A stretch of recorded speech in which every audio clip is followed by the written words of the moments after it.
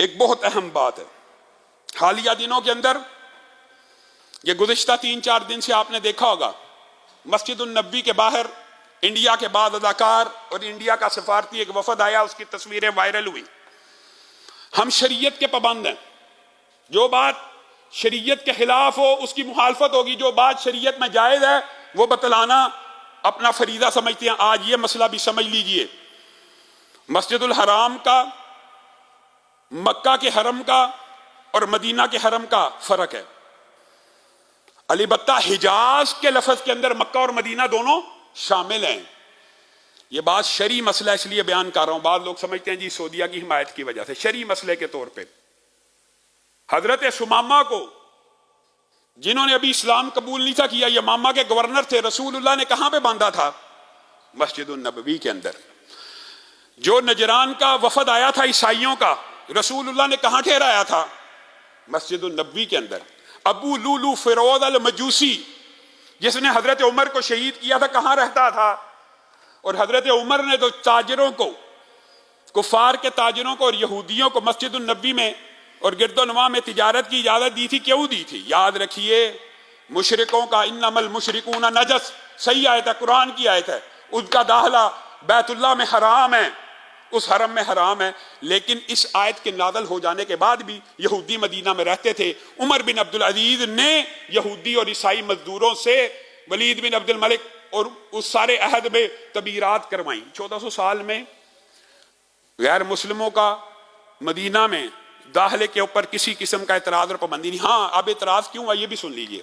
Saudi हुकूमत ने अपनी इंतजामी हिकमत अमली के तहत कुछ अरसा यहाँ पे गैर मुस्लिमों को दाखिल होने नहीं दिया, वरना सिफारती वफूद रसूलुल्लाह से जो सफारतकारी होती है मस्जिद नबी के अंदर गैर मुस्लिम आया करते थे। गोया ये शरी ऐब नहीं है, शरीयत में इसके अंदर कोई इतराज नहीं है।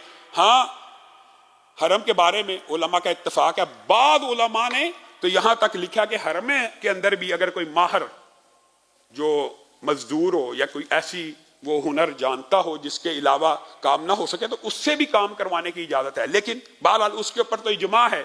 मस्जिदुन नबी के बारे में तो कोई ऐसा मौकफ ही नहीं है कि मस्जिदुन नबी में, याद रखिए, बैतुल्लाह के अलावा दुनिया की हर मस्जिद में गैर मुस्लिम का दाखिले की इजाजत है। हमने ये मसला बनाया हुआ जी, ईसाई मस्जिद में दाखिल हो गया। आपको याद होगा गुज़िश्ता यहाँ पे ईसाई जब इस्लाम कबूल करते हैं, अगर वो मस्जिदों में आएंगे ही नहीं, इस्लाम कैसे कबूल करेंगे? आपके जहन में 2 साल कबल का वो वाकया भी होगा कि ईसाई पूरे खानदान ने यहाँ पे इस्लाम कबूल किया था। क्या देखकर? याद है ना, सहरी और अफ्तारी का। वो कहने लगे लामा साहब हम हर रोज देखते रहे, हमने शायद सोचा शायद 1 दिन होगा, 2 दिन होगा, 3 दिन होगा, हर रोज 30 दिन सहरी अफ्तारी हजारों लोग खा रहे हैं। पूरे ईसाई खानदान ने सिर्फ इस एक बात के ऊपर इस्लाम को कबूल किया। अगर वो लोग मस्जिदों में आएंगे नहीं, इस्लाम कैसे कबूल करेंगे? तो मस्जिदों में गैर मुस्लिमों के दाखिले की इजाजत है। हाँ, कवायद, उनके अदाब, जैसे रसूलुल्लाह सल्लल्लाहु अलैहि वसल्लम ने और बाद में खुलफा ने उनको मस्जिदों के अंदर बुतों को लेके आने की इजाजत नहीं दी। अगर इबादत करनी है बुतों के बगैर होगी हमारी मस्जिद, और बल्कि उनके लिए एक अलग स्पेस मुहैया कर देनी चाहिए।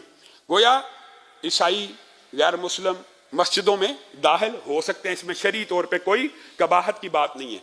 जहां तक ये मसला फुकहा ने जो लिखा हिजाज के अंदर, तो ये बात भी दुरुस्त है। हिजाज के अंदर मक्का और मदीना शामिल हैं और किसी गैर मुस्लिम को मुस्तकिल सुकूनत की इजाजत नहीं देनी चाहिए और इजाजत के बगैर उनको दाखिल नहीं होने देना चाहिए। ये कुलिया भी फुकहा ने अबू लूलू फिरोज अल मजूसी के वाक़े के बाद किया कि देखे वहां रहता था, साजिश बुन गया, हजरत उमर को शहीद कर गया, अब हमें इनको दोबारा इजाजत नहीं देनी चाहिए।